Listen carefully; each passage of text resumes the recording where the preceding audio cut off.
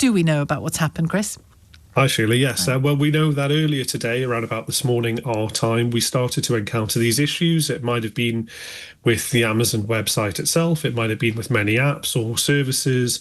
HMRC was even affected. And we have gradually learned over the course of this morning that this was down to an error within Amazon's own system. So there was a problem here with, and forgive me, I'm going to get a little bit technical, but we'll try and explain it, Sheila. Good. The domain name system, which is the DNS, which is effectively like the internet's phone book. So there was a misconfiguration error here where basically when you were trying to send people who type in lbc.co.uk to their web browser, that actually isn't how the computer looks at it. It looks at it through a range of different numbers called an IP address. So there was a problem with that.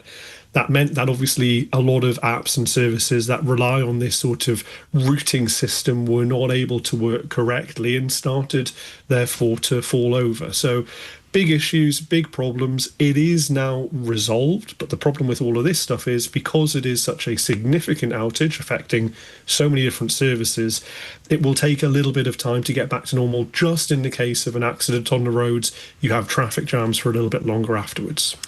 So you mentioned HMRC, but there was a lot affected, wasn't there? The UK's National Rail, Lloyds, Halifax banks, Duolingo, Zoom, Roblox, Snapchat.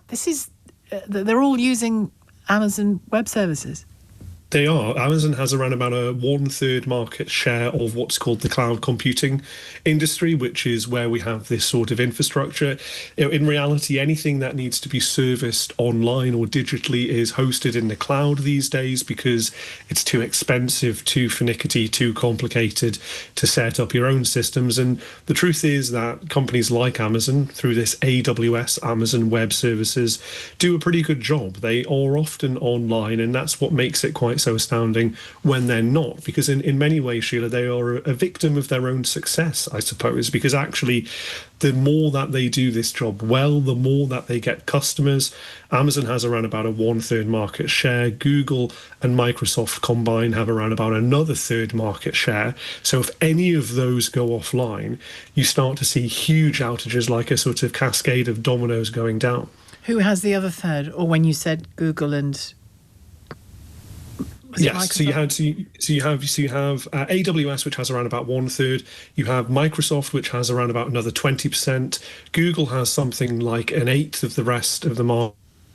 Remainder is through slightly smaller but still no less significant tech companies. So we have, for instance, Alibaba, which is a Chinese company, has, I think, the next biggest share. And basically it is the big players, the sort of recognized names in the tech sector, rather than just a very small independent company. So is the feeling at the moment, or is everything pointing to this being, yes, a massive problem, but caused by a small error, fixable and more embarrassing in the long run than anything else?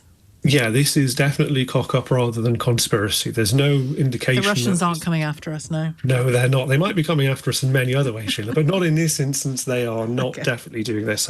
But the problem is that obviously, we think of internet systems and computers as infallible, but actually there are humans behind this, and sometimes they make very small errors that can just balloon into very big ones.